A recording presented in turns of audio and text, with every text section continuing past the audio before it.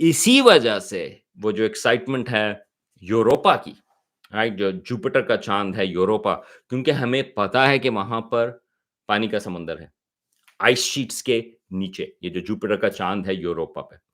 तो और हमें ये भी पता है कि वहाँ पर नमकीन पानी का समुंदर है। वो एक इंटरेस्टिंग चीज़ है, अगेन इसके सिलसिले में भी आप कायनाती गपशप्स जो हैं वो चेक आउट कर सकते हैं।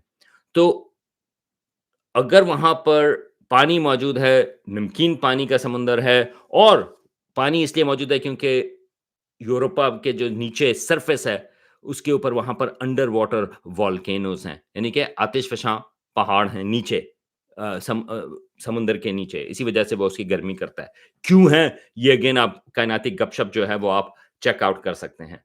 तो वो तमाम कंडीशंस पानी, हमें ये भी पता है कि ऑर्गेनिक कंपाउंड्स ये जो ज़िंदगी के लिए ज़रूरी होते हैं, वो भी वहाँ पर मौजूद हैं और एनर्जी सूरज से नहीं आ रही, लेकिन समुंदर के नीचे जो आतिशफ़शां पहाड़ हैं, वहाँ से गर्मी जो वोल्केनिक इरप्शंस हैं, उससे एनर्जी प्रोड्यूस होती है।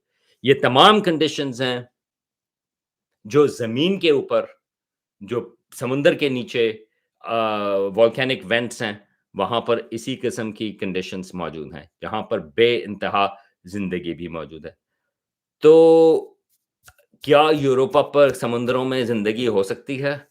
मेरे हिसाब से, ये मैंने पहले भी कहा है कि मेरे लिए ये ज़्यादा हैरत अंगेज़ चीज़ होगी, मेरा ख़्याल है, कि वहाँ पर अगर हमारा कोई स्पेसक्राफ्ट नीचे जाए, अभी तक कोई ऐसा स्पेसक्राफ्ट नहीं जिसका प्लान है कि उसके समुंदर में जाके जो है वो उसको चेक आउट कर सके, कि हम वहाँ पर उसके समुंदर पर पहुँचे और हमें कोई ज़िंदगी ना मिले। ये मेरा ख़्याल है कि ये ज़्यादा अनलाइकली चीज़ है कि वहाँ पर ज़िंदगी नहीं या कि ज़िंदगी हो। किस किस्म की ज़िंदगी हो ये हमें पता नहीं। क्या वो डीएनए बेस्ड हो जिस तरह की ज़मीन की ज़िंदगी है, पता नहीं। लेकिन ज़िंदगी तो होनी चाहिए क्योंकि वहाँ पे जो उसका समुंदर है वो कई अरबों सालों से है।